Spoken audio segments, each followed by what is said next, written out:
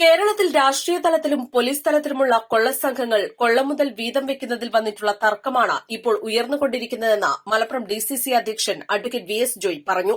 മുഖ്യമന്ത്രി രാജിവെക്കണമെന്നും ആരോപണങ്ങളിൽ അന്വേഷണം നടത്തി കുറ്റക്കാരെ ശിക്ഷിക്കണമെന്നും ആവശ്യപ്പെട്ട് കോൺഗ്രസ് മലപ്പുറത്ത് നടത്തിയ പ്രതിഷേധ പരിപാടി ഉദ്ഘാടനം ചെയ്ത് സംസാരിക്കുകയായിരുന്നു അദ്ദേഹം.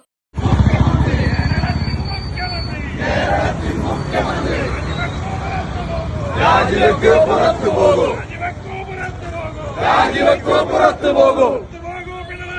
പുറത്തു പോകൂ പിണറായി.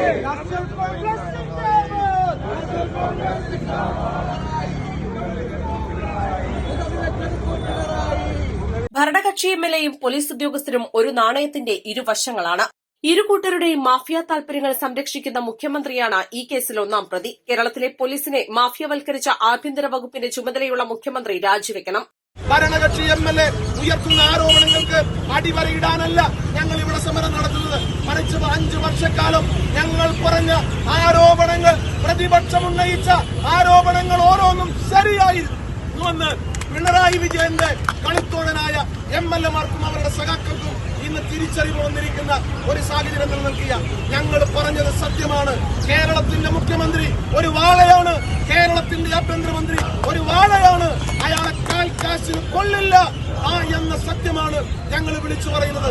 കേരളത്തിലെ പോലീസ് മാഫിയ ഭരണത്തിന്റെ പിടിയിൽ അമർന്നിരിക്കുന്നു.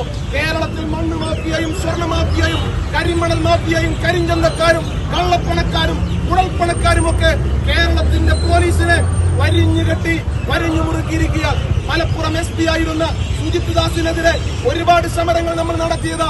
കസ്റ്റഡി മരണം താനൂരിൽ സംഭവിച്ചപ്പോൾ അതിനെതിരെ ശക്തമായ സമരപരിപാടികളും പോരാട്ടങ്ങളുമായി നമ്മൾ മുന്നോട്ട് വന്നതാണ്. നമ്മൾ ഉന്നയിച്ച ആക്ഷേപങ്ങൾ ഓരോന്നും, നമ്മൾ ഉന്നയിച്ച ആരോപണങ്ങൾ ഓരോന്നും യാഥാർത്ഥ്യമായിരുന്നു എന്നതിന്റെ രേഖകൾ ഇന്ന് പുറത്തു വന്നുകൊണ്ടിരിക്കുക. പ്രതിഷേധ പരിപാടിയിൽ Congress Malappuram block committee president K V Ishaq അധ്യക്ഷത വഹിച്ചു. Advocate Fathima Roshna, V Madhusoodanan, DCC vice president Shaji Pachery, ഭാരവാഹികളായ PC വേലായുധൻകുട്ടി, ശശീന്ദ്രൻ മങ്കട, PCN നൂർ, CK ഹാരിസ്, PK നൌഫൽ ബാബു, കുഞ്ഞു ഹാജി, KV ഉണ്ണികൃഷ്ണൻ തുടങ്ങിയവർ സംസാരിച്ചു. East live Malappuram.